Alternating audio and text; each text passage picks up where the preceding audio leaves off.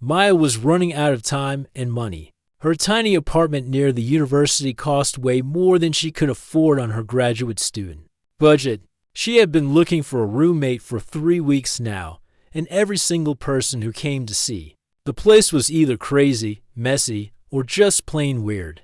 There was the guy who wanted to keep his pet snake in the living room, the woman who insisted on burning strange-smelling candles at all hours, and then there was the person who showed up, wearing pajamas, and asked if they could paint murals on all the walls. Maya was starting to think she would have to move back in with her parents.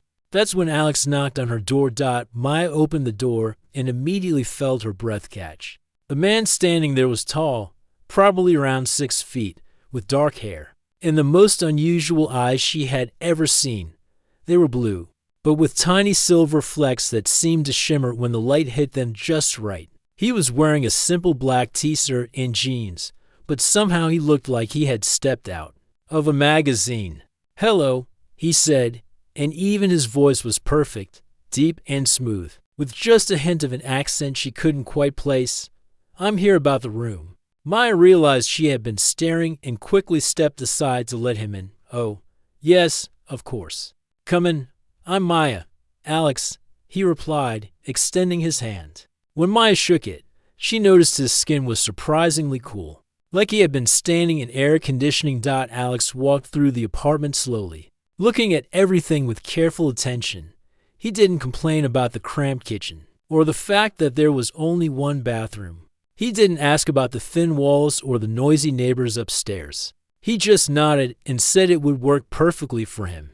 "The rent is $800 a month," Maya said, expecting him to negotiate or ask about utilities. "That's fine," Alex said, reaching into his back pocket. He pulled out an envelope and handed it to her.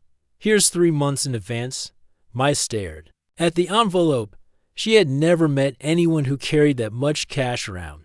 Most people her age could barely scrape together enough for a security deposit, let alone 3 months of rent upfront. "Are you sure?" she asked. "I mean, don't you want to think about it? Look at other places?" Alex tilted his head slightly, like he was considering her question very carefully. "I don't need to look anywhere else. This place feels right." There was something about the way he said it that made Maya's stomach flutter. She told herself it was just relief at finally finding someone who could help with the bills. "Okay then," she said, still clutching the envelope. "When do you want to move in? Is tonight too soon?" Maya blinked. "Tonight? Don't you need to pack or give notice somewhere?" "I travel light," Alex said with a small smile. "And I'm not currently staying anywhere permanent." That should have been a red flag. Maya knew that, but she was so desperate, and Alex seemed so normal and clean and responsible. Plus, those 3 months of rent money would solve all her immediate problems. "Sure," she heard herself saying. "Tonight works." Alex moved in that same evening with just a black suitcases and a laptop bag. Maya offered to help, but he carried everything up the 3 flights of stairs without seeming even slightly out of breath.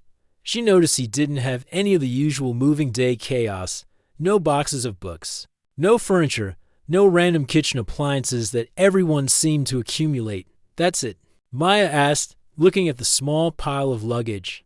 "I prefer to keep things simple," Alex said. Over the next few days, Maya began to notice just how simple Alex liked to keep things. He bought exactly what he needed and nothing more.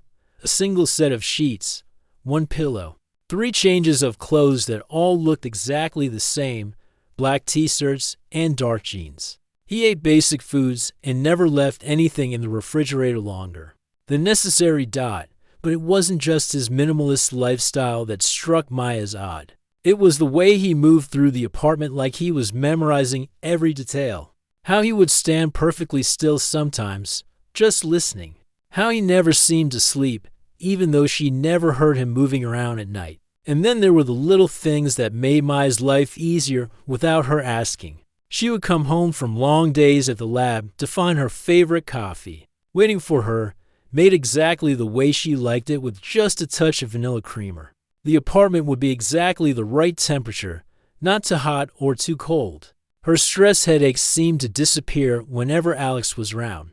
"How did you know I was getting a headache?" Maya asked one evening when Alex handed her a glass of water. And to aspirin before she had even mentioned feeling bad. Alex paused for just a moment too long. You were rubbing your temples, he said finally. Maya looked down at her hands. She hadn't realized she had been doing that. The dreams started around the end of the first week. Maya had always been a light sleeper, but suddenly she was having the most vivid, intense dreams of her life. She would wake up feeling like she had been somewhere else entirely, somewhere with purple skies and silver trees. In the dreams, she was never alone. There was always someone with her, someone familiar. But when she tried to remember who it was, the memory would slip away. She started sleeping more than usual, but instead of feeling rested, she felt like her mind was working overtime even while she slept. During the day, she found herself thinking about Alex constantly, not in a romantic way exactly, but more like her brain was trying to solve a puzzle and he was the missing piece. Maya told herself it was natural.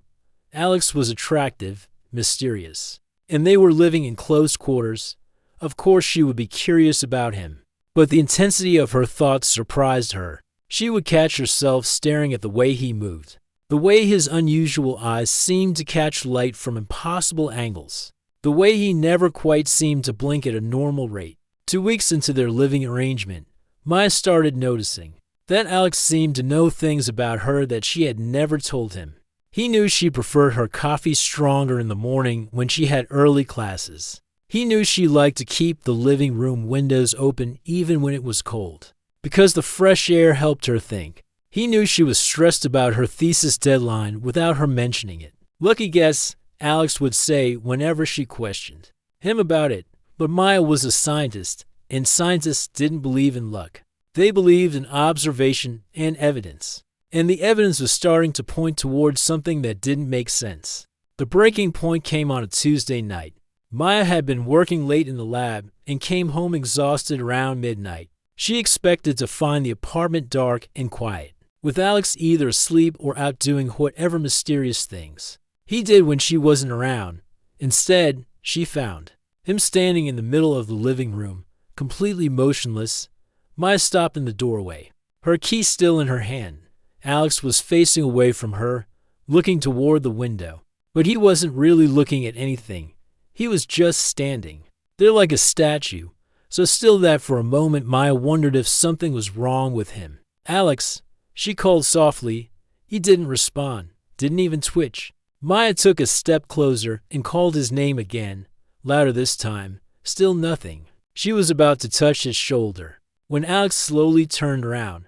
Maya gasped and stumbled backward. His eyes were glowing, not brightly, but definitely glowing with a soft, silver light that definitely wasn't normal. For several long seconds, they stared at each other. Maya's heart was pounding so hard she could hear it in her ears. Alex's expression was completely blank, like he was looking at her, but not really seeing her. Then, all at once, the glow faded from his eyes and he blinked. His face changed, becoming concerned and almost guilty. Maya, he said, and his voice sounded different somehow, more careful. You're home early. Early? Maya managed to croak. It's after midnight. Alex looked toward the window like he was checking the time, but there was no clock visible from where he stood. Of course, he said, I was just thinking. With their eyes glowing, the question hung in the air between them. Maya watched Alex's face carefully, looking for some reasonable explanation. Maybe it was a reflection from the street lights. Maybe she was more tired than she thought. Maybe she was finally losing her mind from all the stress of graduate school.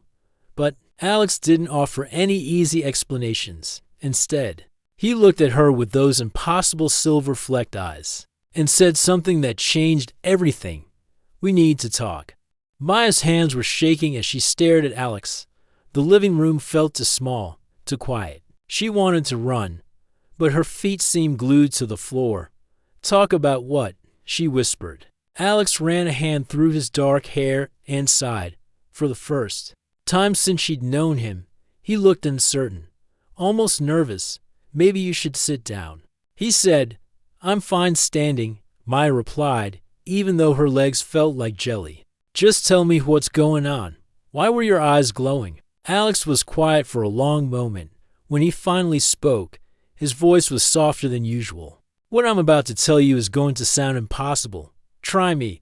I'm not from here. Maya blinked. What do you mean? Like, not from this city, this state. Alex shook his head slowly. Not from this planet.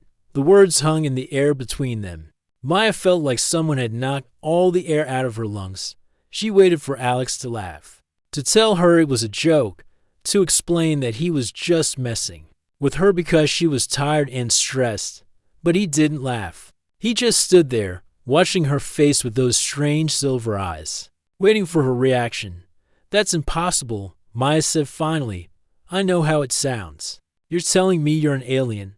Yes.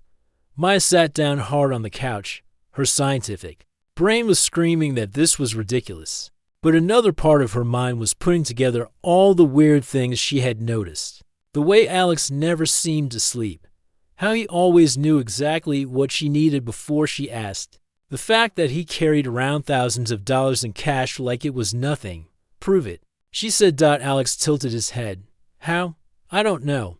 Just something alien-like. Alex was quiet for a moment. Then he closed his eyes. Maya watched as his breathing slowed down until she couldn't see his chest moving at all. The air in the room seemed to shift, becoming thick and warm. Then Alex opened his eyes, and they were glowing again, brighter this time. But that wasn't the strangest part. The strangest part was that Maya suddenly felt calm. All the fear and confusion that had been racing through her mind just disappeared. She felt peaceful, safe, like everything was going to be okay. What did you just do to me? She asked, but she wasn't scared anymore. I can sense emotions, Alex said, and his eyes slowly returned to normal. I can feel what others are feeling, and sometimes I can influence those feelings. I didn't mean to calm you down, but your fear was so strong it was difficult for me. Maya shook her head, trying to clear the strange, peaceful feeling. You can read my emotions, not read them exactly, more like experience them. When you're happy, I feel happy. When you're stressed, I feel stressed too. That's why you always know when I have a headache. Yes. Maya stood up and started pacing. This was insane, completely insane. But it also explained so much. How long have you been here? On Earth? I mean, about 8 months. My ship crashed in the desert outside the city. I've been trying to blend in while I figure out how to contact my people. Your people, the Valeri, we're explorers, researchers. I was part of a team sent to study human behavior before. Alex stopped himself. Before what? Alex looked uncomfortable. Before we decide whether to make contact with your species officially. Maya, stop pacing. You mean like first contact with the whole world, eventually, yes. This was too much. Maya felt like her brain was going to explode. She was a graduate student studying biology, not some character in a science fiction movie. Things like this didn't happen to people like her. Why are you telling me this? She asked. Wouldn't it be safer to keep it secret? Alex looked down at his hands. Because something's happening that I didn't expect. What kind of something? The connection between us. It's stronger than it should be. Maya felt her cheeks get warm. What connection? Since I moved in here, I've been tuned into you, your emotions, your thoughts, even your dreams sometimes. It started as just basic empathy, but it's getting stronger every day. You've been in my dreams? Not on purpose, but yes, sometimes when you dream, I experience it too. And I think you might be experiencing some of my memories as well. Maya thought about the strange dreams she'd been having. The purple skies and silver trees, places that definitely weren't on Earth. This is why I always know exactly how you like your coffee, Alex continued. Why I can tell when you're getting a headache before you even realize it yourself. I'm connected to you in a way I've never experienced before. Is that normal? For your people, I mean? Alex shook his head. That's the problem. It's not normal at all. Valeri can sense emotions. But we don't usually form deep connections with other species. We're trained to keep our distance, to observe without getting involved. But you got involved. I got involved, Alex agreed quietly. Maya sat back down, her mind racing.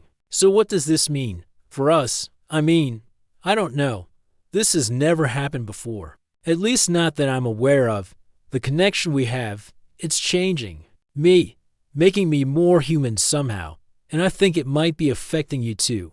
Maya knew he was right. She had been thinking about Alex constantly, feeling drawn to him in ways that didn't make sense. She had assumed it was just attraction, but now she wondered if it was something deeper.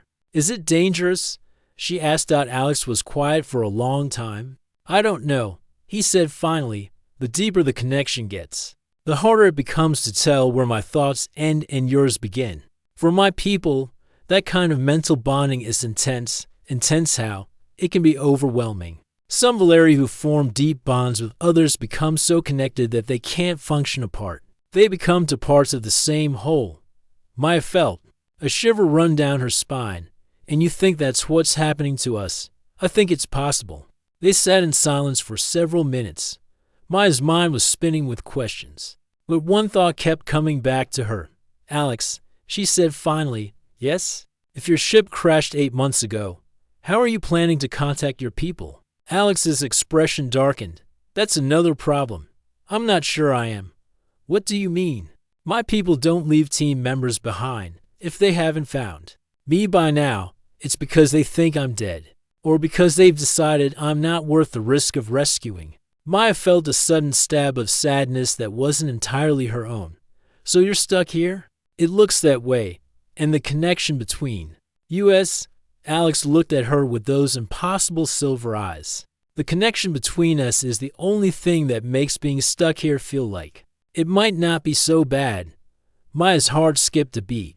The way Alex was looking at her made her feel warm all over, and she realized that some of what she was feeling wasn't coming from her at all. It was coming from him. This is really happening, she whispered. Yes, Alex said, and I have no idea what we're supposed to do about it. 3 weeks had passed since Alex told Maya the truth, and everything had changed. The connection between them was getting stronger every day. And Maya was starting to understand what Alex meant when he said it could be overwhelming.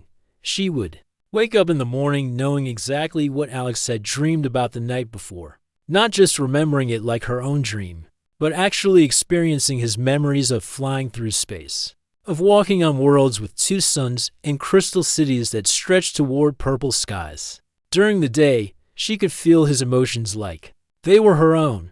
When he was curious about something, she felt that same curiosity bubbling up inside her. When he was worried, her stomach would twist with anxiety even if she had been perfectly happy moments before. The strangest part was that she was starting to think like him too. She would catch herself standing perfectly still the way Alex did, listening to sounds that weren't quite there. Her vocabulary was changing, becoming more formal, more precise. Sometimes she would use words that she didn't remember learning. You said fascinating 14 times yesterday, Maya's friend Lisa pointed out during lunch at the campus cafeteria. Since when do you say fascinating? You usually just say cool or weird. Maya blinked. She hadn't realized she was doing it. I've been reading a lot lately, she said, which was technically true. Alex had been sharing his memories of Valeri literature, and those stories were definitely affecting the way she thought about language. Reading what? Victorian novels? Lisa laughed. And what's up with your roommate?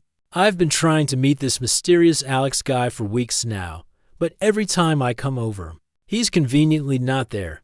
Maya felt a stab of protectiveness that definitely wasn't entirely her own emotion. He's just private or imaginary. He's real. Maya said quickly. Too quickly, Lisa raised an eyebrow. Okay, but you've been acting really weird lately. You're distracted all the time. You're behind on your thesis. And yesterday I saw you talking to yourself in the library. Maya's cheeks burned. She remembered that moment. Alex had been across campus, but their connection was so strong now that they could communicate even at a distance. She had been having a mental conversation with him about her research, not realizing that she was moving her lips. I was just thinking out loud, she said. Maya, I'm worried about you. Maybe you should talk to someone, like a counselor or something.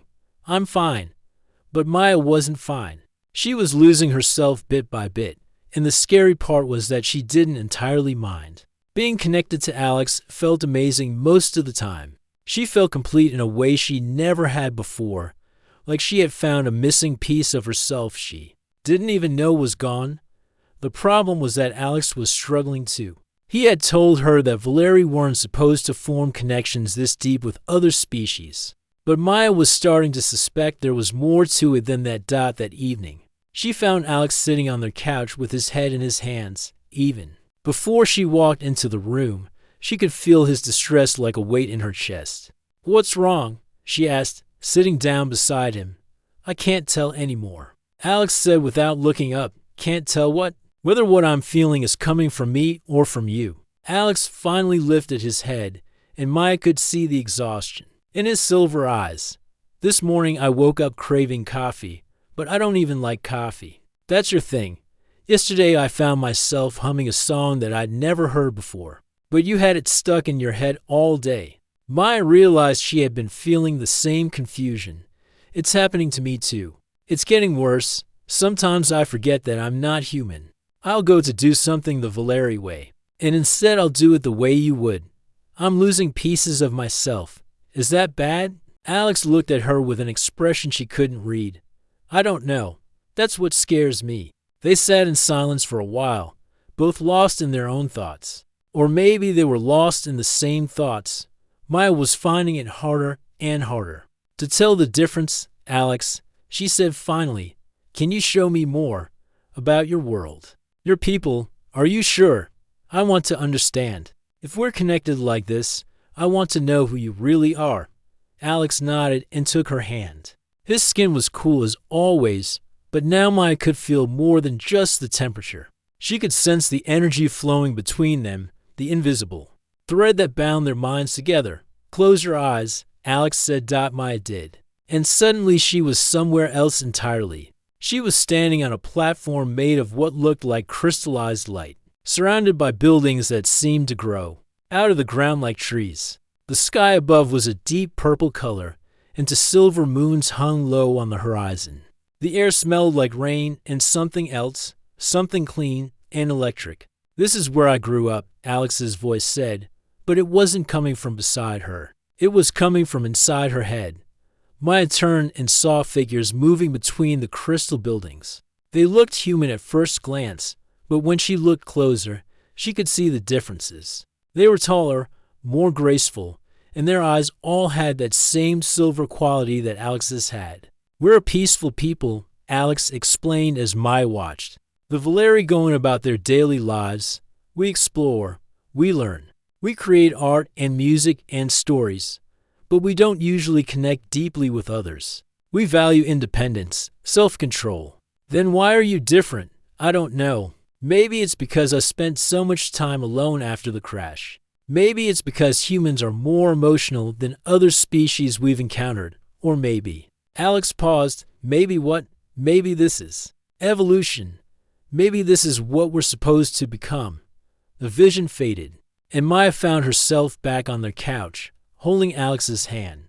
But something felt different now. The connection between them was even stronger, and she could sense things about Alex that she hadn't been able to before. She could feel his loneliness from the months he spent alone after his ship crashed, his confusion about his growing feelings for her, his fear that he was betraying his people by becoming so attached to a human.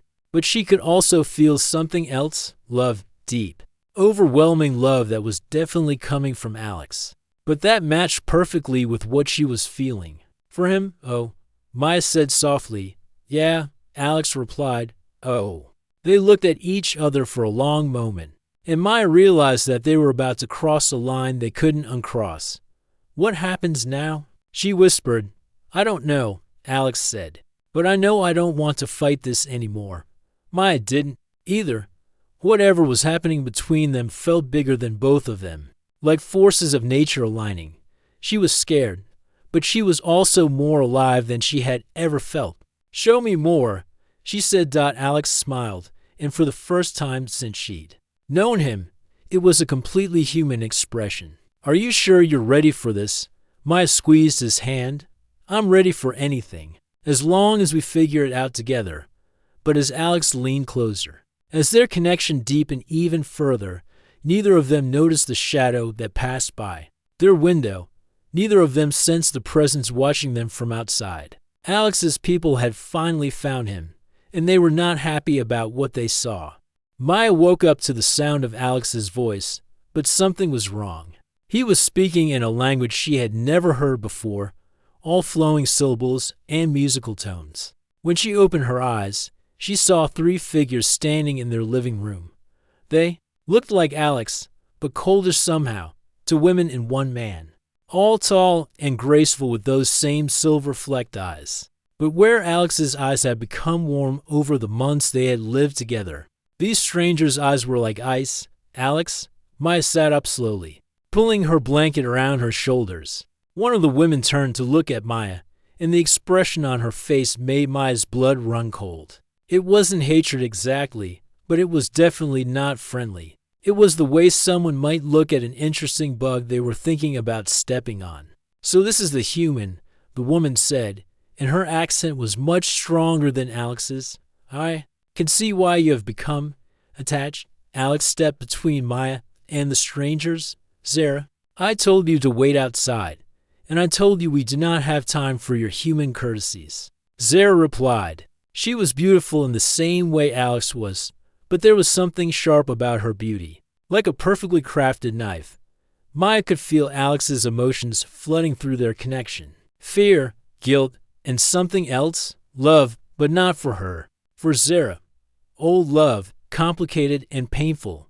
"Who are they?" Maya asked, though she already had a pretty good idea. "My people," Alex said without turning around. "They've come to take me home."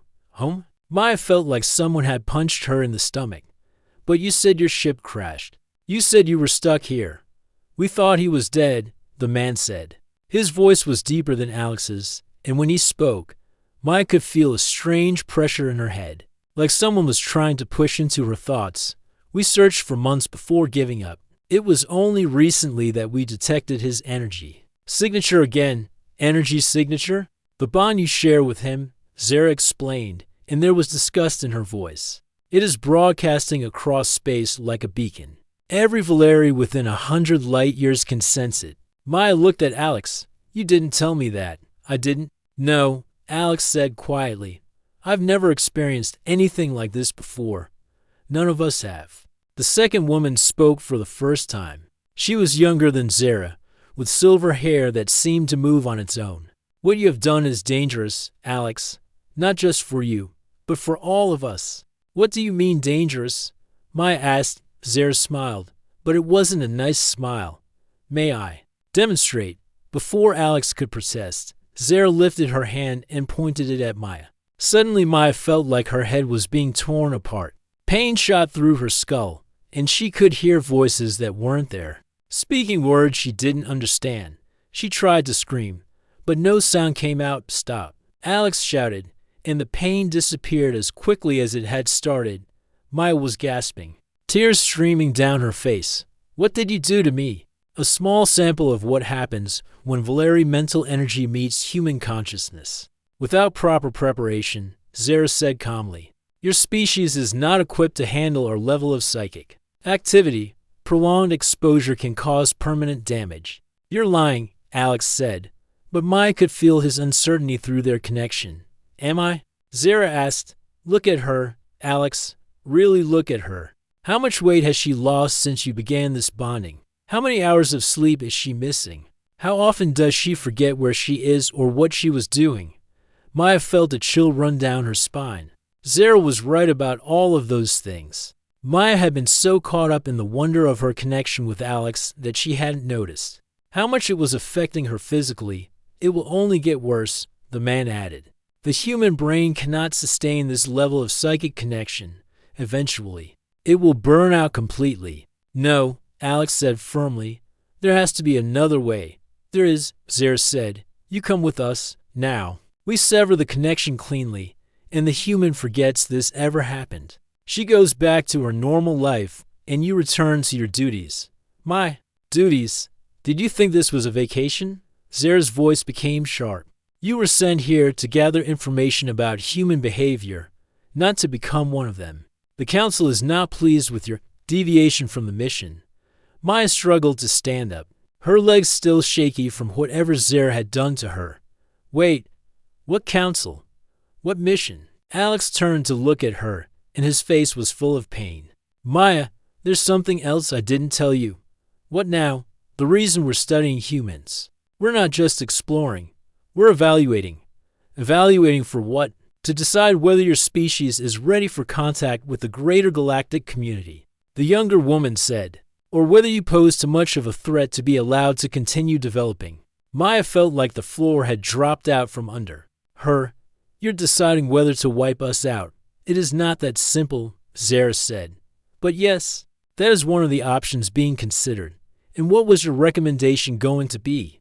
Maya asked Alex. Alex was quiet for a long moment. Before I met you, I would have recommended caution. Humans are violent, unpredictable. You fight wars over resources you have in abundance. You damage your own planet for short-term profit. You treat each other terribly based on arbitrary differences. But, Maya prompted, but after living with you, after seeing how you care for others, how you dedicate your life to learning and discovery, I don't think the Council is seeing the whole picture. How touching, Zara said. But your personal feelings are not relevant to this decision. You have 48 hours to end this connection and return with us. If you refuse, you will be left here permanently, cut off from all Valeri technology and support. And if I go with you, the human's memories will be adjusted. She will remember having a roommate, but nothing about his true nature. The bond between you will be severed, and both of you will be able to continue your lives normally. Maya looked at Alex, and through their connection, she could feel his internal struggle. Part of him wanted to protect her, to keep her safe from the pain that their bond might cause. But another part of him couldn't bear the thought of losing her. There's something else, the man said, and his voice was gentler now. Alex, your prolonged exposure to human emotions has changed your neural pathways. Even if you return with us, you may never be able to fully reconnect with Valeri society. You will always be partially human now. What does that mean? It means you will be an outcast among your own people, Zara said bluntly. Neither fully Valeri nor fully human. You will belong nowhere. Alex sat down heavily on the couch, his head in his hands. Maya could feel his despair like a physical weight in her chest. How long do we have to decide? Maya asked. 48 hours, Zara repeated. Then we leave. With or without him? The three Valeri moved toward the door, but Zara paused and looked back at Maya. For what it is worth, human, I can see why Alex became attached to you. You have a strong will, and your emotions are intense, but this connection will destroy you both if it continues. Sometimes love means letting go. After they left, Maya and Alex sat in silence for a long time. The apartment felt different now, like the walls themselves had absorbed the tension from the encounter. What are we going to do? Maya finally asked. Alex looked at her with those silver eyes she had grown to love so much. I don't know, but whatever we decide together, even if it means losing everything. Maya, Alex said, taking her hand, you are everything. But as they held each other in the darkness, both of them could feel the clock ticking down. 48 hours to choose between love and survival. 48 hours to decide the fate of their connection and possibly the future of humanity itself. The first day passed in a blur of desperate planning and painful conversations. Maya and Alex barely slept, spending hours trying to find a solution that would let them stay together without destroying each other. But every idea they came up with seemed to lead to the same impossible choice. What if we could prove to them that the connection isn't harmful? Maya suggested for the 10th time. I mean, yes, I've been tired and distracted, but I'm not dying, aren't you? Alex asked quietly. He was sitting across from her at their small kitchen table, and Maya could see the dark circles under his eyes. The stress was affecting him too. When was the last time you ate a full meal? When did you last sleep for more than 3 hours without dreaming about my world, instead of your own? Maya wanted to argue, but she couldn't. The truth was that she had been losing weight, losing focus, losing pieces of herself in their connection. And from what she could sense of Alex's feelings, he was struggling just as much. There has to be another way, she said. Maybe there is, Alex said slowly. But it would be dangerous, more dangerous than losing you forever. Alex reached across the table and took her hand. What if we could show them that humans and Valeri can coexist, that the connection between us isn't a threat, but an opportunity? How? By taking our bond even deeper, deep enough that we become something new, something that belongs to both worlds. Maya felt a chill run through her. What exactly are you suggesting? Complete mental fusion. No barriers between us at all. We would share everything, memories, thoughts, emotions. Even consciousness itself, we would become two parts of one being. Is that even possible? In theory, yes, but it's never been attempted between a Valeri and another species. And if it goes wrong? What happens if it goes wrong? Alex was quiet for a moment. We could both lose our minds, or one of us could be completely absorbed by the other. There's no way to know. Maya stared at their joined hands. The idea terrified her, but it also felt right somehow, like it was what they had been moving toward all along. When will we have to do it? Soon. Before they come back. If we wait until the last minute, we won't have time to recover if something goes wrong. Maya closed her eyes and tried to imagine what it would be like to share her mind completely with Alex, to have no thoughts that were entirely her own, no secrets, no private spaces. It should have felt like losing herself, but instead, it felt like becoming more herself than she had ever been. Okay, she said. Okay, let's do it. Alex squeezed her hand. Are you sure? I've never been more sure of anything in my life. They spent the rest of the day preparing. Alex taught Maya meditation, techniques to help her mind stay calm during the fusion process. Maya used her scientific knowledge to research everything she could find about human brain function and consciousness, trying to understand what they were about to attempt as the sun set. They sat together on their couch, facing each other with their hands intertwined. Ready? Alex asked. Maya nodded, though her heart was racing. What do I need to do? Just trust me. And don't fight the connection when it gets stronger. Let yourself fall into it. Alex closed his eyes, and Maya felt the familiar warmth of their mental bond. But this time, instead of the gentle sharing of emotions they were used to, the connection began to deepen rapidly. Maya felt Alex's consciousness pressing against hers, not trying to invade, but offering to merge. She took a deep breath and let her mental barriers down completely. The sensation was indescribable. Maya felt herself expanding, becoming larger. Then her own body, her own mind. Alex's memories flooded into her consciousness, his childhood on the crystal world, his training as an explorer, his loneliness during the long journey to Earth. But they weren't just memories anymore. They were her memories to Dot. At the same time, she felt Alex experiencing her life from the inside. Her struggles in graduate school, her fear of not being good enough, her wonder at the beauty of the natural world. He felt the loneliness she had carried before meeting him, and the way that loneliness had transformed into something else when they connected. The boundaries between them dissolved completely. Maya couldn't tell where her thoughts ended and Alex's began. They were becoming something new, something that had never existed before. But just as the fusion reached its peak, Maya heard shouting from outside their apartment, heavy footsteps. On the stairs, the door burst open, and Zara and the other Valeri rushed in. Stop, Zara commanded. But it was too late. The fusion completed with a flash of silver light that filled the entire room. When it faded, Maya and Alex were still sitting on the couch, still holding hands. But something fundamental had changed. Maya opened her eyes, their eyes, and looked at Zara. When she spoke, it was with both voices, perfectly synchronized. We are no longer separate beings, they said. We are something new. Zara stepped back, her face pale. What have you done? We have evolved, Maya and Alex replied. We have become a bridge between our worlds. The younger Valeri woman was scanning them with some kind of device. The energy readings are unlike anything I've ever seen. They're generating a completely new type of psychic signature. This is an abomination, Zara said. But Maya and Alex could sense uncertainty in her voice. Is it? They asked. Or is it the next step in the evolution of both our species? Maya and Alex stood up, and as they moved, their separate consciousness flows began to stabilize. Maya could feel herself again, distinct, but forever connected to Alex. They were still two people, but they were also one being, separate but united. Look at us, Maya said, her own voice returning. Really look. Do we seem damaged to you?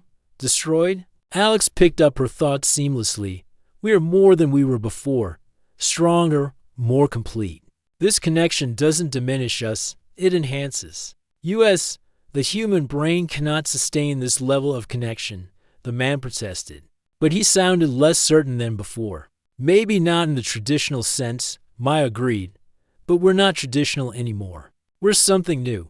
Zara was quiet for a long moment, studying them with those cold silver eyes. Finally, she spoke, even if what you say is true, even if this fusion has made you stronger rather than weaker, you are still just two individuals.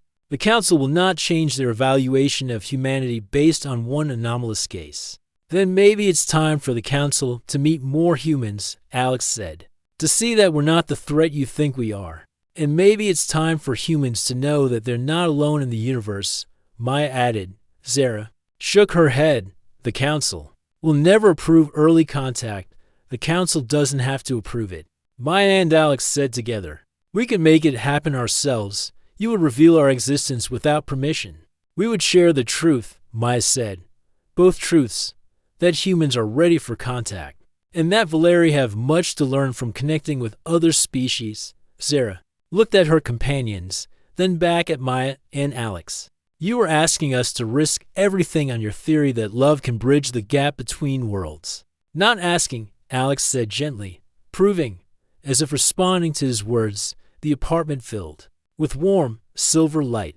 But this time, the light wasn't coming from Alex's eyes. It was coming from the connection between him and Maya, visible now as threads of energy that danced around them like living things. The three Valeri stared in amazement as the light grew brighter, more beautiful, and in that light, Maya could see something incredible happening. The rigid expressions on their faces were softening. Their cold eyes were warming. Impossible, Zara whispered, but she was smiling now. The energy you're generating, it's affecting us too. Not affecting, Maya corrected. Connecting. This is what happens when different species stop fearing each other and start learning from each other. The light gradually faded, but the change in the room was permanent. The three Valeri no longer looked like ice sculptures. They looked alive, curious, hopeful. The Council must see this, the younger woman said. Zara nodded slowly. Yes, they must. What does that mean for us? Alex asked. It means, Zara said, that perhaps your evaluation of humanity deserves more consideration, and perhaps our evaluation methods need to change as well. 6 months later, Maya stood on the roof of the university's astronomy building, watching the night sky. Alex stood beside her, their hands intertwined, their minds connected but distinct. Any regrets? Alex asked. Maya smiled. About becoming the first human-alien hybrid consciousness? About helping to initiate first contact between our species? About completely changing the course of both our civilizations? When you put it like that, it sounds pretty overwhelming. It is overwhelming. Maya agreed. But no regrets. This feels like what we were always meant to become. Above them, lights moved across the sky. Not stars, but ships. The first official Valeri delegation, coming to establish peaceful contact with humanity. The process would be slow, careful, full of challenges and misunderstandings. But it was beginning. And it was beginning because the people from different worlds had chosen love over fear, connection over separation. Ready for tomorrow? Alex asked. Tomorrow they would meet with world leaders, scientists, and diplomats to begin the delicate process of introducing humanity to the galactic community. Maya squeezed his hand, feeling their connection pulse with shared excitement and determination, ready for anything, as long as we face it together.